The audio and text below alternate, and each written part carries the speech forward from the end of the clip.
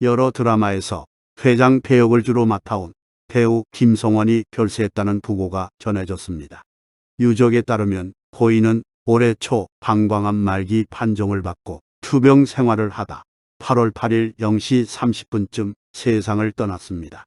고인은 1937년 강원도 원주에서 태어나 지금의 중앙대 연극영화과인 설화벌예대를 다니던 중 1957년 CBS 성우 2기로 데뷔했습니다. 라디오 드라마 등에 출연했고 TBC 외화 도망자 시리즈의 리처드 킴블 역과 외화 성향의 무법자의 투코 역으로 목소리를 알렸습니다. 훤칠한 키와 외모로 주목받아 TBC 개국 당시 배우로 스카우트됩니다. TBC 사극 드라마 여보 정선달에서 주인공 정선달 역을 맡아 큰 인기를 끌었습니다. 이후 완전한 사랑, 파리의 연인, 귀엽거나 미치거나, 브라보 마이 라이프, 웃어라, 동해야 등에서 회장, 사장 역을 주로 맡아 열연했습니다. 파리의 연인에서는 박신양이 분한 주인공 한기주와 김정은이 분한 강태용을 떼어놓으려 절치부심하는 한송은 회장 역을 맡았습니다. 또한 뮤지컬 1세대 배우로 한국 최초 창작 뮤지컬인 살짝이 옵서예에 출연했습니다. 당뇨병을 50년간 관리해오며 건강전도사 역할을 하기도 했습니다. 한국당뇨협회 홍보대사로 활동하며 당뇨병 관련 봉사활동을 꾸준히 했고 세계당뇨협회로부터 공로상도 받았습니다. 건강관리에 특히 신경을 썼던 그였지만 안타깝게도 투병 중 세상을 떠났습니다. 생전 고인은 어떤 인물이었는지 발자취를 되돌아보며 추모하는 시간을 가져보겠습니다. 그는 처음부터 연기를 할 생각은 없었다고 합니다. 고등학교 때까지 해군사관학교나 해양대학교 진학을 희망하며 마더로스의 꿈을 키웠습니다. 그러나 시험에서 낙방해 고향인 원주를 떠나 서울로 올라오면서 인생의 전환점을 맞았습니다. 재수학원에 등록해 공부를 하고 있는데 어느 날 고등학교 때 친구한테 연락이 왔어요. 고등학교 졸업작품으로 무대에 올렸던 연극 사육신이 서울 경연대회 출전작으로 뽑혔다면서 그때 맡았던 세조 역을 다시 맡아달라는 거였죠. 결국 경연대회 무대에 섰는데 호평을 받았고 그 작품을 계기로 설화벌예술대학교 연극영화과에 특채로 입학할 수 있었어요. 아마 처음부터 연기자가 될 팔자였나 봐요. 삼성그룹 창업주인 고 이병철 회장과의 남다른 인연도 있습니다. 이 회장은 그를 특별히 아꼈습니다. 70년대 여보 정선달을 촬영할 당시 이 회장은 부모님을 모시고 어렵게 살고 있는 그에게 따로 화곡동에 집 한 채를 사주기도 했습니다. 그는 이 회장을 사정이 어려운 문화인들에게도 각별한 관심을 가졌던 존경스러운 인물이라고 기억했습니다. 하지만 그의 재테크는 체계적이지 못했습니다. 벌이가 일정치 않았던 데다 연예계 최고 창급, 더욱이 인기 배우였기 때문에 챙길 사람도 많았습니다. 젊은 시절 버는 돈의 60%는 곡 선후배, 동료들을 뒷바라지하는 데 썼을 정도였죠. 돈을 모을 수 있는 기회도 많았지만 손해를 보는 경우도 다반사였습니다. 인기 연예인이라는 자리가 그래요. 돈도 쉽게 벌지만 또 쉽게 나갑니다. 또 사람들을 워낙 잘 믿어 돈을 빌려주거나 투자를 하고도 떼이기 일쑤예요. 그는 가난했던 시절 초췌한 말로로 늙어가는 연예계 선배들을 보면서 동료들과 약속한 게 있습니다. 적어도 우리는 선배들과는 다르게 살아서 후배들에게 떳떳한 선배가 되자는 다짐이었습니다. 그래서 누구보다 경제관은 뚜렷하게 세울 수 있었습니다. 일단 노후를 위한 최소한의 안전장치는 마련해 둬야겠다는 생각이었습니다. 돈이 모이면 부동산에도 조금 투자했고 자신과 부인 명의로 연금보험에도 가입했습니다. 특히 주위 사람들의 권유로 투자했던 제주도 부동산 투자가 어려울 때마다 효자 노릇을 했습니다. 다른 사람들처럼 몇 배씩 이익을 남기는 대박은 아니었지만 요긴하게 활용했다고 합니다. 반면 주식 투자로는 큰 손해를 보았습니다.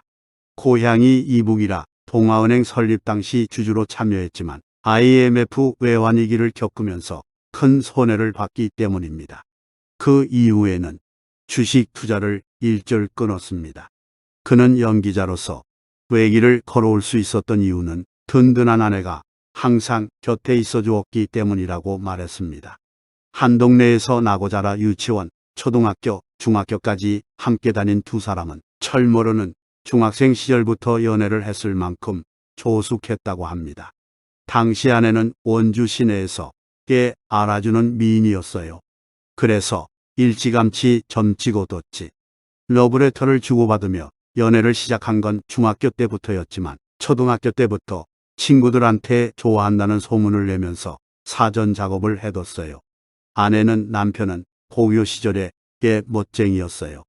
학생 주임 선생님의 눈을 피해 영화도 많이 보러 다녔는데 남자 주인공 흉내도 무척 잘 냈죠. 공부도 안 하는 사람이 만년필은 꼭 3개를 가슴에 꽂고 다녔어요라고 당시를 회상했습니다.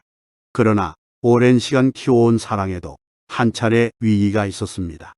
아내가 대학교 2학년이 되던 해 부모님이 소위 잘 나간다는 한 남자와 아내의 혼인을 추진했던 것입니다. 사랑 없는 결혼은 결코 할 수 없다고 생각한 아내는 고민 끝에 구체적인 혼담이 오가기 직전 김성원의 품으로 달려갔다고 합니다. 두 사람은 1961년 드디어 결혼을 했고 아내와 사이에 이남 일녀를 두게 됩니다. 하지만 그에게 젊은 날 건강에 적신호가 켜집니다. 배우로 이름을 알리며 한창 활발하게 활동하던 30대 중반의 나이에 당뇨병이 찾아온 것입니다. 후배가 종합건강검진을 받았다는 말을 듣고 혹시나 하는 마음에 검진을 받았다가 생각지도 못한 진단을 받은 것입니다.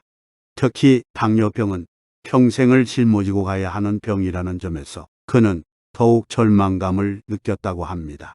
연예인, 축구, 야구, 볼링 팀 단장을 맡을 만큼 건강한 체질이었지만 바쁜 촬영 스케줄 때문에 제때 식사를 못하고 폭음과 폭식을 한 것이 화근이었습니다. 하루 7끼 식사를 했고 목기 내기를 하면 고기 30인분은 거뜬히 해치웠습니다. 또 맥주 1000cc를 한 번에 마셔버릴 정도의 대식가, 대주가였죠.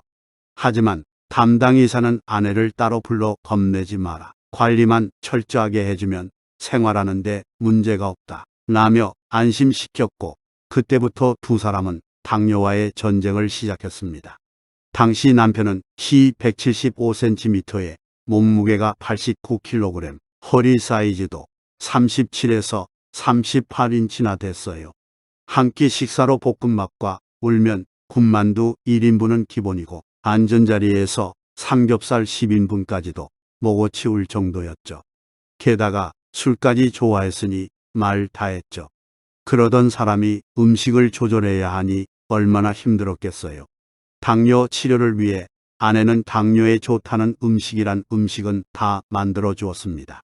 그는 식이요법과 걷기 위주의 운동을 꾸준히 하고 금주와 금연을 해온 덕분에 정상 수치를 유지하게 됩니다. 당뇨병 진단 후 오랜 시간 꾸준히 몸 관리를 한 그는 자신을 위해 평생 애써준 아내를 생명의 은인으로 여긴다며 빙그레 웃었습니다.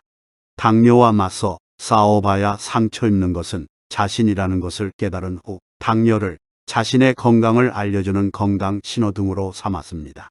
그는 이런 자신의 경험담을 담아 당뇨와 친구하라라는 책을 펴내기도 합니다.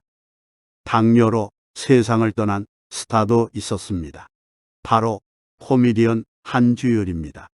7, 80년대 인기 스타였던 그 역시 당뇨 합병증으로 다리를 절단한 채 투병 생활을 했습니다. 그는 말년에는 거의 청력을 잃었고 심부전증, 심장병, 뇌졸중까지 앓았습니다. 또한 고인은 방광암을 판정받고 투병하다 세상을 떠난 것으로 전해졌습니다. 배우 김인문 또한 방광암으로 투병 중 세상을 떠났습니다. 방광암을 진단받고도 세상을 떠나기 직전까지 영화 독짓는 늙은이의 촬영을 하는 등 연기에 대한 의지를 놓지 않았습니다. 많은 이들의 마음을 아프게 하는 부고가 전해지며 또 하나의 별이 졌습니다. 부디 그곳에서는 아픔 없이 편히 쉬시길 바라겠습니다.